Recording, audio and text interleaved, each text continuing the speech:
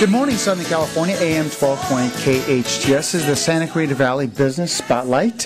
With your host, Fred Arnold, and I'm on with Peter Smith. Peter Smith is an entrepreneur and one of the owners with his wife, Rhonda. Rhonda, yeah. Of Valencia Art and Framing. Now, you have a lot of background in art and framing because you owned a business in the San Fernando Valley for many years. Yeah, my wife and I owned Frames Galore in Sherman Oaks. And we got into that around 1997. We bought the shop together as a husband and wife, and done all the framing for the for my customers ever since then. So about a good 15 years I've been doing custom framing, and I love it. And it's I think what I love most about it is the customers, the people. It's really a one-on-one experience. People bring something very special in, and you get to design it and work with them, and you really have a special relationship, I think, over the years that you develop with your customers. So. And it needs to be customized, as we talked about. But let's talk about customization. Okay. Sure. And let's talk about it because it has a tendency to be expensive. It does. Why is it so expensive? Well, people have to understand that, custom framing, it's not like you click a mouse and something pops out of the machine. It really is per the customer's needs and demands and whatever is right for the artwork.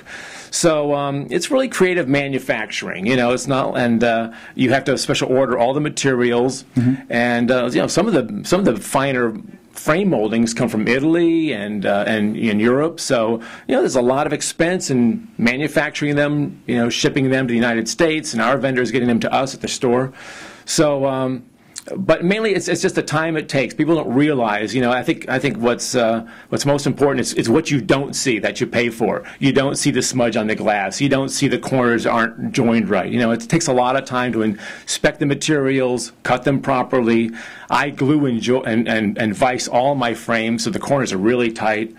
And a lot of time spent kind of, sometimes agonizing over just the right proportions, just the right combination of elements to really make it, the ultimate framing. I think right now less is more, and yeah. I think we're finding people that have less pictures on their walls, but they're more important to them. That's true, yeah. And that's I always say, that's what turns a house into a home. It's framing those special moments of your life and those memories, and we do a lot of shadow box framing too. You can really frame objects, your kids' ballet slippers or things like that are really, memories that you want to, either they're going to be in a box in the garage or you can get them on the wall and have people really, look at them every day and be remembered, of that. And, special stuff, stuff. Yeah. Let's talk about museum or preserving something, especially news articles and just things you want to preserve that are important to you. And that's become a big thing since I got into framing about 15 years ago. It was just beginning, and what they call conservation or museum framing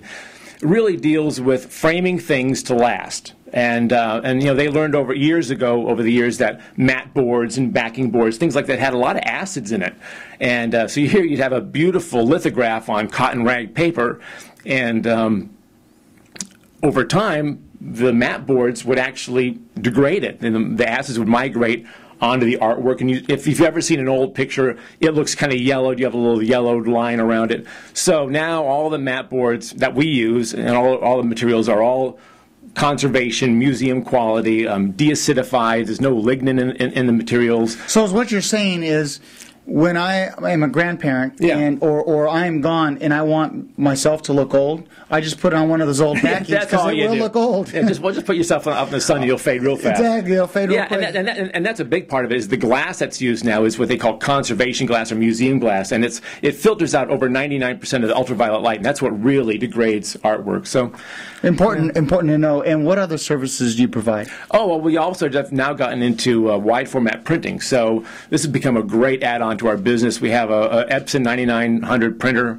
and so it's a giclée printer, so I can print on canvas, on fine art paper. Basically, you bring a photo of your grandkids or whatever in, I can enlarge that to a 16 by 20, print it on canvas, stretch it. It's a great gift. It's a great addition to your home. So good stuff. Now, those that want to find you, Granary Square. If you don't know where Granary Square is, then you don't live it's been up here. around a lot. No, wait a second. When I moved away, Granary Square didn't exist. Really? Right before high school, and when I came back, it was the center of town. That was all onion fields. Yeah. Well, Granary Square, I'm at 25850 McBean Parkway. So I'm kind of in the corner. I'm over by the veterinarian, kind of where Blockbuster used to be, that end of the mall.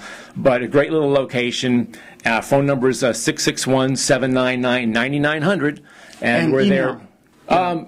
Yeah, email and web address. They're both Art and Framing, ARTN framing.com, or artandframing@earthlink.net is my email. Art N and the... Yeah, the letter N rather than the and sign. Yeah, Art and Framing. Perfect. Love it. Thanks for being involved in the community. Hey, I love it. I love it up here. I've lived up here since 2003, and we got 2 young kids that go to Wiley Canyon School. And my alma mater. Yeah, is it really? Yes, very good, very good. Well, thank you very much for coming in. My pleasure, Fred. Valencia Art and Framing, Peter Smith and wife Rhonda as owners. So thank you very much. This has been your Santa Clarita Valley Business Chamber of Commerce Spotlight on AM 1220 KHTS. Great. Thanks, Fred.